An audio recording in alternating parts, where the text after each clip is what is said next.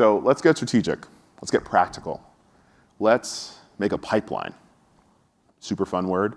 If any of you have worked in-house before, I'm sure some of you do. You know what a funnel is, right? You guys know what the funnel is? Hopefully, people nodding in trauma. The funnel is this thing. The best way to think about it is anything you're wearing right now that you purchased, usually there's a sales funnel. So the funnel idea is at the very top, it catches as many people as possible, and then it brings them down to a single decision, which is to purchase the thing, right? Let's take that and apply it to our creative work, and let's make a pipeline.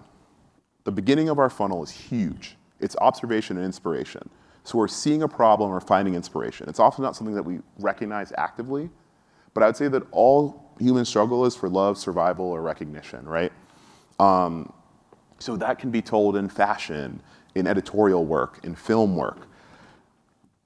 As you wrote these many different things you feel like your creative voice is saying, like start